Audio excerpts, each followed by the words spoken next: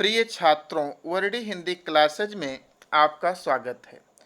प्रिय छात्रों, हिंदी लघुत्तरीय प्रश्न श्रृंखला भाग 4 के अंतर्गत आज हम लोग आधुनिक काल से संबंधित कुछ लघुत्तरीय प्रश्नों और उनके उत्तरों को सीखते हैं। पहला प्रश्न है, कविता के आधुनिक काल के प्रथम युग का नाम लिखिए और उस युग के एक प्रमुख कवि का नाम लिखिए। तो आप लोग जैसा कि जानते हो कि आधुनिक काल में प्रथम युग था भारतेंदु युग, और उसके किसी एक प्रमुख कवि अगर पूछा जा रहा है तो भारतेंदु हरिश्चंद्र स्वयं हैं, जो कि उस काल के प्रमुख कवि थे। अगला प्रश्न है कि पुनर्जागरण काल, जिसे भारतेंदु युग भी कहा जाता है, या आप ऐसा समझो कि भारतेंदु युग को पुनर्जागरण काल भी कहा जाता है और द्विवेदी युग को जागरण सुधार काल कहा जाता है। तो भारतेंदु युग अर्थात पुनर्जागरण काल की समय सीमा क्या है? 1857 से 1900 ईस्वी तक की इस काल की समय सीमा निर्धारित की गई है। अगला प्रश्न है, भारतेंदु युग के दो कवियों के नाम लिखिए और उनकी एक एक रचनाएं भी बताइए। तो भारतेंदु युग के दो कवियों को अगर पूछा जा रहा है तो एक स्वयं भारतेंदु बाबू हरिश्चंद्र हैं, जिनकी प्रेम माधुरी है, और दूसरे श्रीधर पाठक हैं, जिनकी बनाष्टक रचना काफ़ी प्रसिद्ध हुई है, श्रीधर पाठक की बनाष्टक। अगला प्रश्न है, निम्नलिखित में से किन्हीं दो की एक एक प्रसिद्ध काव्य रचना का नाम लिखिए। बहुत ही इम्पॉर्टेंट है, इस तरह के प्रश्न बोर्ड परीक्षाओं में पूछे जाते हैं। कवियों के या लेखकों के नाम दे दिए जाते हैं, उनकी रचनाएं पूछी जाती हैं। तो निम्नलिखित में से किन्हीं दो की एक एक प्रसिद्ध काव्य रचना का नाम लिखिए। महादेवी वर्मा, सूर्यकांत त्रिपाठी निराला, भारतेंदु हरिश्चंद्र, केशवदास। तो आप लोग इनकी रचनाएं जान लीजिए, सीख लीजिए। महादेवी वर्मा की दीपशिखा है, यामा है, सांध्य गीत है। सूर्यकांत त्रिपाठी निराला की परिमल है, कुकुरमुत्ता है, राम की शक्ति पूजा है। भारतेंदु हरिश्चंद्र की प्रेम फुलवारी है। केशवदास की रामचंद्रिका है। अगला प्रश्न है, द्विवेदी कालीन दो प्रमुख महाकाव्यों के नाम लिखिए, या आधुनिक काल के दो महाकाव्यों और उनके रचयिताओं के नाम बताइए।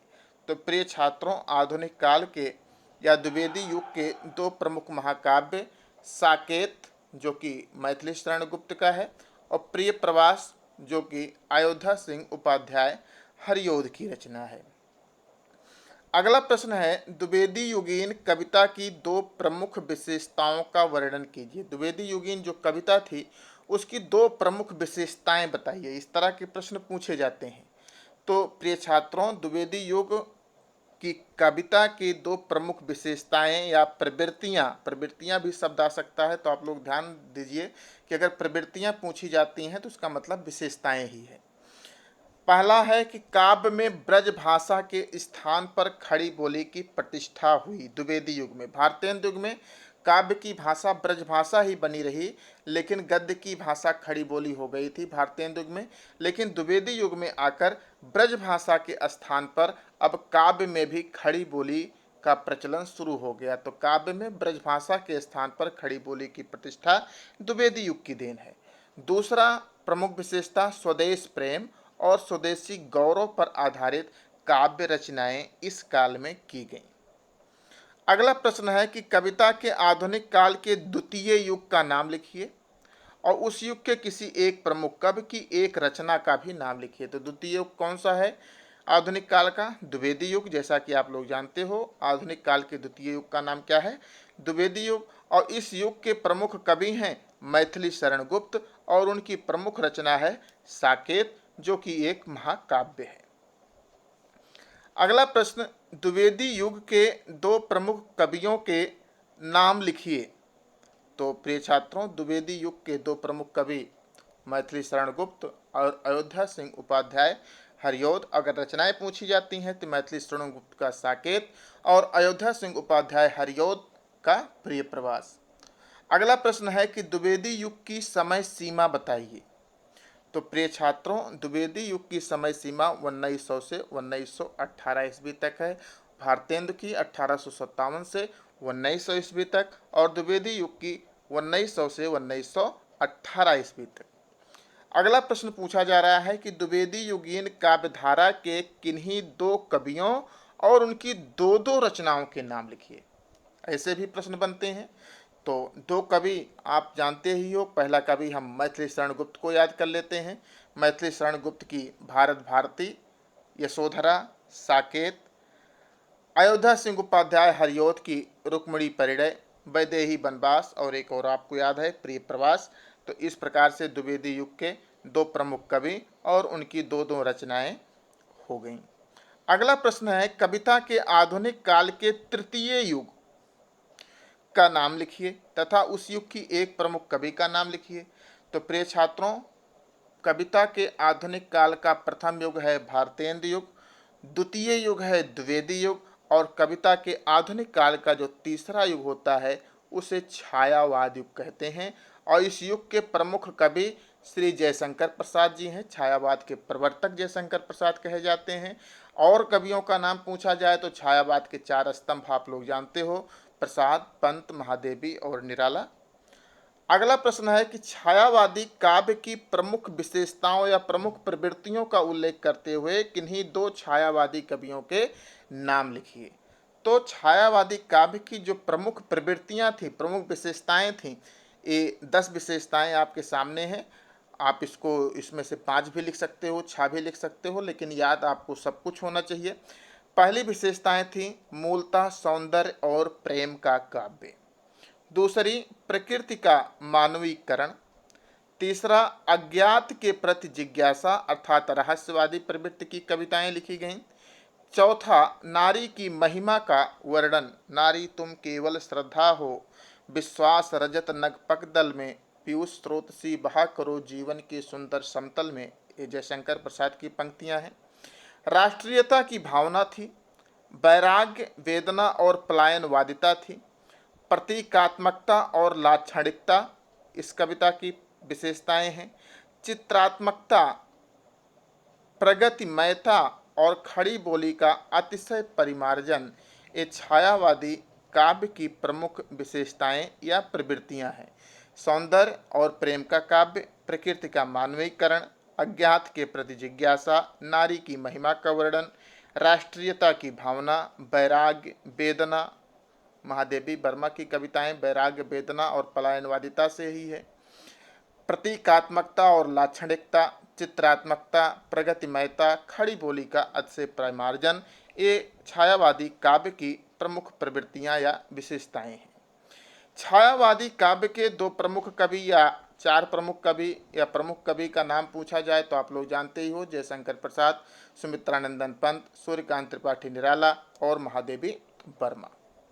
अगला प्रश्न पूछा जा रहा है कि छायावादी कविता के ह्रास, ह्रास का अर्थ है पतन, हास नहीं है ह्रास है, ह्रास का अर्थ है पतन का कारण क्या था।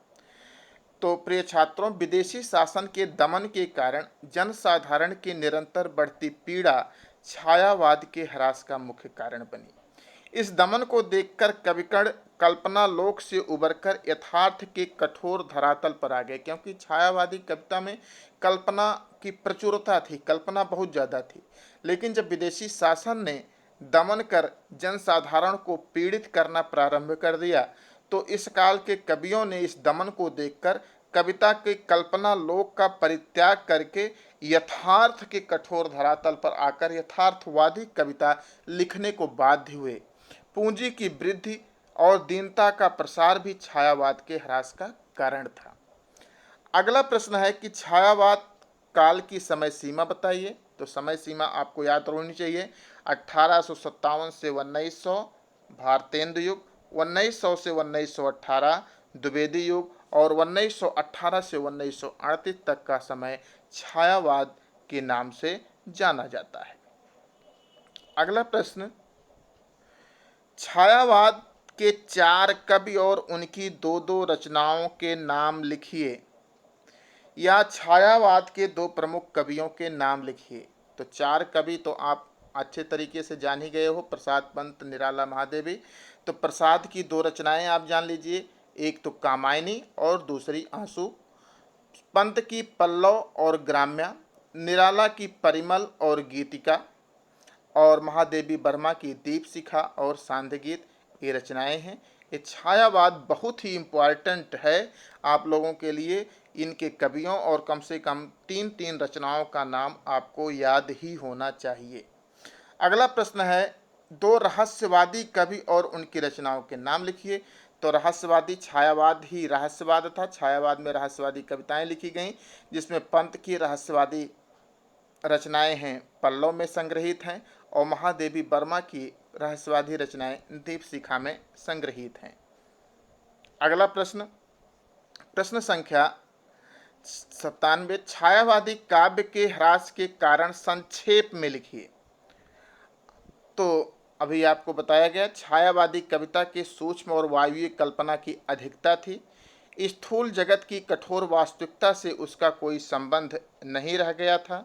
समाज में पूंजी के विरुद्ध आवाज उठ रही थी, इसलिए अतिशय कल्पना को छोड़ रोटी, कपड़ा और मकान की कविता के विषय बनने लगे थे। अर्थात कल्पना छोड़कर अब कवि यथार्थ के वास्तविक धरातल पर उतर आए थे और अपनी कविताएं यथार्थ से परिपूर्ण लिखने लगे।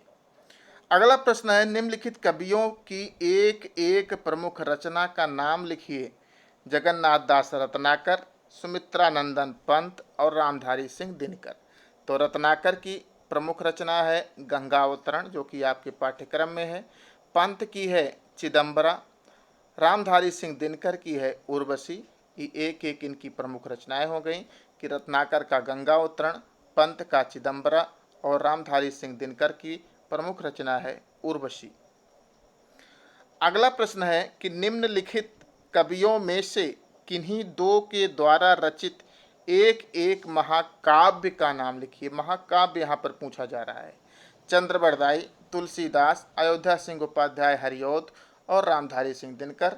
तो आपको यहाँ से याद होना चाहिए कि चंद्रबरदाई का पृथ्वीराज रासो है, तुलसीदास का रामचरितमानस है, हरिऔध का प्रिय प्रवास है और रामधारी सिंह दिनकर का कुरुक्षेत्र है। इस इनके महाकाव्य हैं। अगला प्रश्न है कि बिहारी, मैथिली शरण गुप्त, अज्ञेय, रत्नाकर, पंत, दिनकर में से किन्हीं दो की एक एक रचना का नाम लिखिए। अब दो की पूछा जा रहा है, तो अज्ञेय का आंगन के पार द्वार और जगन्नाथ दास रत्नाकर का उद्धव शतक, बिहारी का बिहारी सतसई है, मैथिली शरण गुप्त का साकेत है और दिनकर की उर्वशी है ही। तो प्रिय छात्रों, अगला प्रश्न, आधुनिक युग, छायावादी काव्यधारा से आधुनिक युग का मतलब यहाँ पर है कि किसी एक महाकाव्य और उसके रचनाकार का नाम लिखिए या कामायनी महाकाव्य के सर्गों के नाम लिखिए। ये दो प्रकार के प्रश्न पूछे जाते हैं। अगर पहला प्रश्न है तो आधुनिक युग या छायावादी काव्यधारा का कोई एक महाकाव्य छायावाद का कामायनी है और इसके रचनाकार कौन है? जयशंकर प्रसाद। अब कामायनी महाकाव्य के सर्ग भी पूछे जा रहे हैं। कितने सर्ग हैं? तो पहला सर्ग है चिंता, दूसरा आशा, तीसरा श्रद्धा, चौथा सर्ग काम, पांचवा वासना, छठा लज्जा, सातवां कर्म, आठवां ईर्ष्या, नौवां इड़ा, 10वां सर्ग स्वप्न, 11वां संघर्ष, 12वां निर्वेद, 13वां दर्शन और 14वां रहस्य, 15वां आनंद। इस पर एक प्रश्न ये भी पूछा जाता है कि कामायनी में कुल कितने सर्ग हैं? तो कामायनी में कुल 15 सर्ग हैं, ये आपको याद होना चाहिए।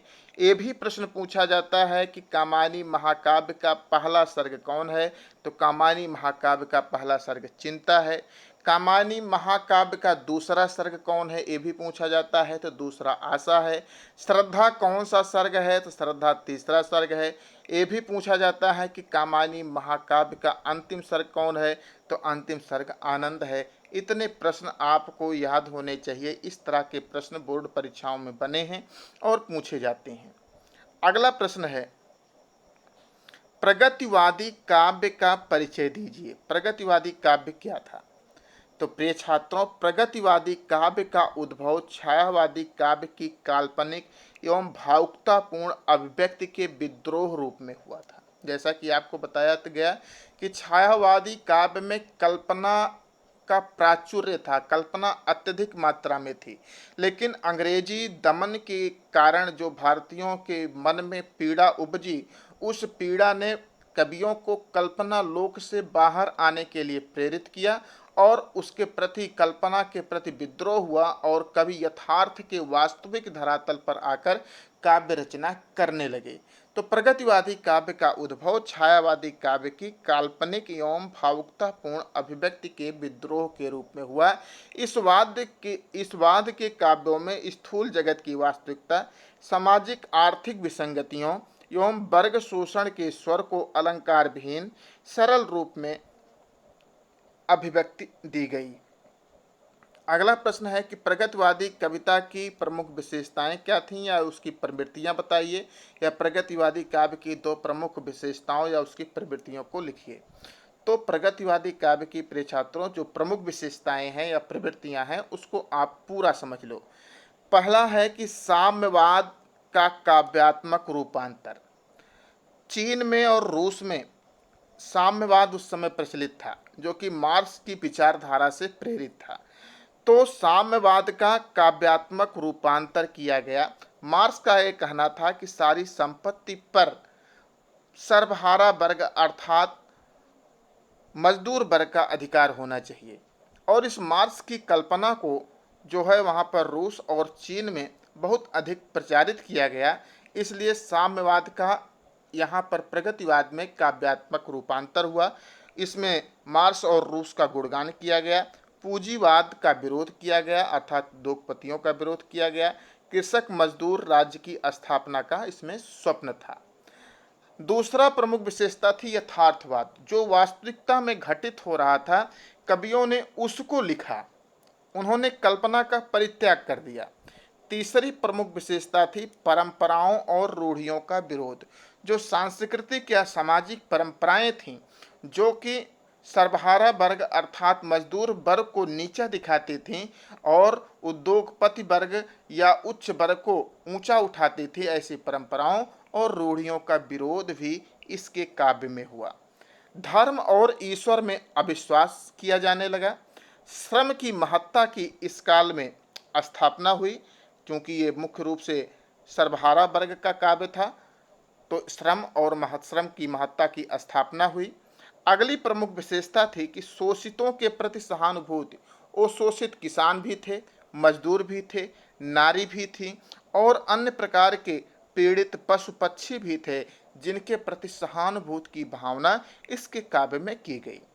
वेदना और निराशा की कविता, क्योंकि शोषित वर्ग पीड़ित वर्ग था, इसलिए उनकी वेदना और उनकी निराशा का प्रकटीकरण भी इसके काव्य में हुआ।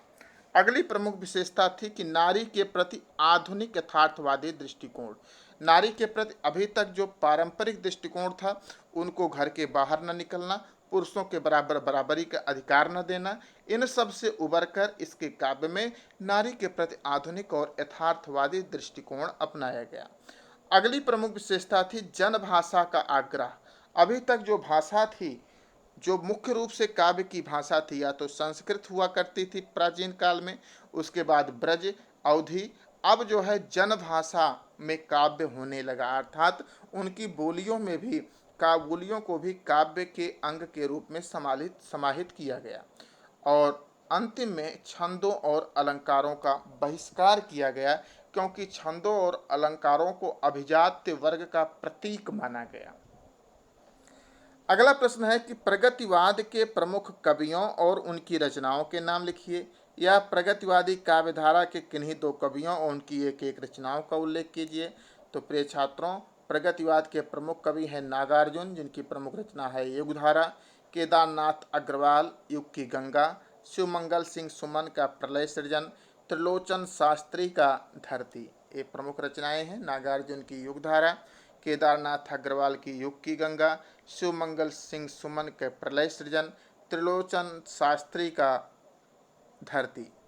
अगला प्रश्न है प्रगतिवादी युग के दो कवियों और उनकी एक एक रचनाओं के नाम लिखिए।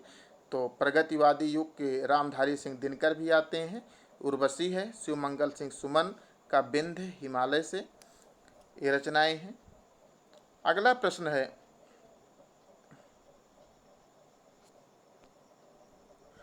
छायावादोत्तर काल की कविता का काल विभाजन कीजिए। तो प्रिय छात्रों, जैसा कि आपको बताया गया कि 1857 से 1900 तक का काल भारतेंदु युग का काल रहा, 1900 से 1918 द्विवेदी युग का काल रहा, 1918 से 1938 छायावाद का काल रहा और छायावाद के बाद प्रगतिवाद और प्रयोगवाद की समय सीमा 1938 से 1959 रही और फिर उसके बाद नई कविता का प्रारंभ हुआ जो 1959 से वर्तमान काल तक है।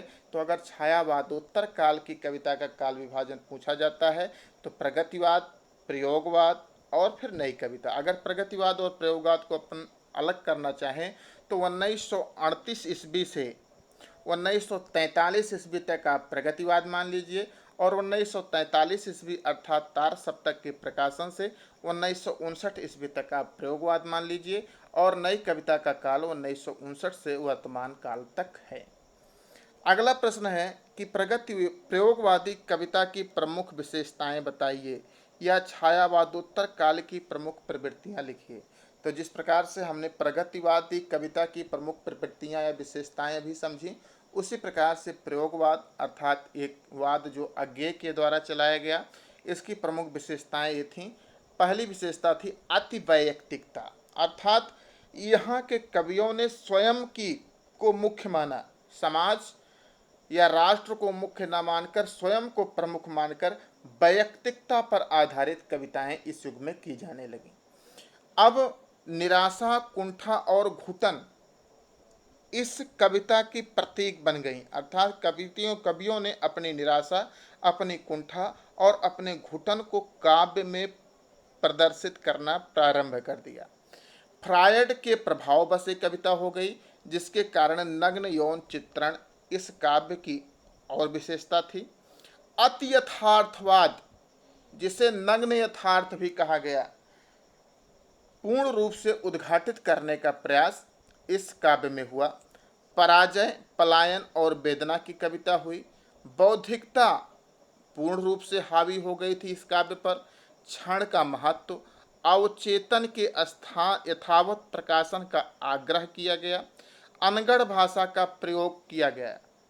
नहीं चैन बेचैन, काटते जग गई जागते कट गई रैन, प्रेम यानी लव यानी इस तरह की कविताएं इस काल में होने लगी।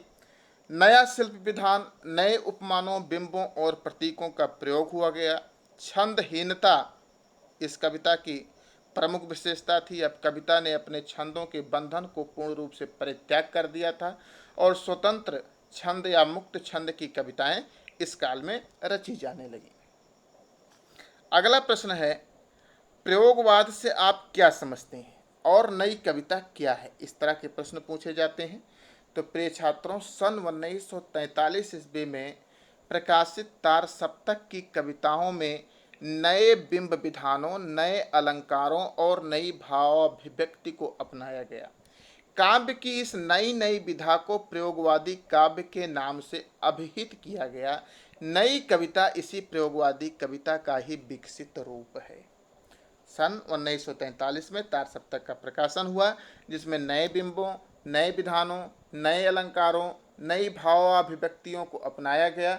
तो काव्य की इस नई विधा को प्रयोगवादी काव्य कहा गया और इसे ही नई कविता इस प्रयोगवादी कविता का ही विकसित स्वरूप है। अगला प्रश्न है कि प्रयोगवादी काव्यधारा का नेतृत्व करने वाले कवि का नामोल्लेख कीजिए और उनके एक प्रमुख प्रकाशन का नाम भी लिखिए। तो प्रिय छात्रों, प्रयोगवादी काव्यधारा का नेतृत्व किसने किया था? सच्चिदानंद, हीरानंद वात्स्यायन अज्ञेय ने किया था। इन्होंने तार सप्तक नामक एक काव्य संकलन सन 1943 ईस्वी में प्रकाशित किया। कितनी नावों में कितनी बार इनकी प्रमुख रचना है जिस पर इन्हें ज्ञानपीठ पुरस्कार की प्राप्ति भी हुई है। अगला प्रश्न कि प्रथम तार सप्तक में के कवियों के नाम लिखिए या हिंदी में प्रयोगवादी काव्यधारा के किन्हीं 4 कवियों के नाम लिखिए। तो प्रिय छात्रों, प्रथम तार सप्तक के कवियों को अक्सर बोर्ड परीक्षा में पूछा जाता है, तो इसको नाम आप जान जाइए कि सच्चिदानंद, हीरानंद वात्स्यायन अज्ञेय, गजानन माधव मुक्तिबोध, गिरिजा कुमार माथुर, प्रभाकर माचवे, नेमचंद्र जैन, भारत भूषण और रामविलास शर्मा। ये 7 कवि इस तार सप्तक में थे। सप्तक का अर्थ था 7। तो अज्ञेय, मुक्तिबोध, गिरिजा कुमार माथुर, प्रभाकर माचवे, नेमचंद जैन, भारत भूषण अग्रवाल और रामविलास शर्मा, ये 7 कवि थे। तो सच्चिदानंद हीरानंद वात्स्यायन अज्ञेय ने इन 7 कवियों की रचनाएं तार सप्तक के नाम से सन 1943 ईस्वी में प्रकाशित की थी। तो प्रिय छात्रों, आधुनिक काल के इस प्रकार से 30 प्रश्न लघुत्तरीय प्रश्न हुए, जिसके उत्तरों को हमने आपको बताया और समझाया। आप इसको पूरा पढ़िए और इसे समझिए, क्योंकि इस तरह के छोटे प्रश्न अक्सर पूछे जाते हैं, या अगर ना भी पूछे जाएं तो बहुविकल्पीय प्रश्नों के रूप में आपके ये बहुत काम आएंगे। अगर ये वीडियो आपको पसंद आए तो आप हमें कमेंट करें, लाइक करें और अपने साथियों में भी शेयर करें और सब्सक्राइब करें। धन्यवाद।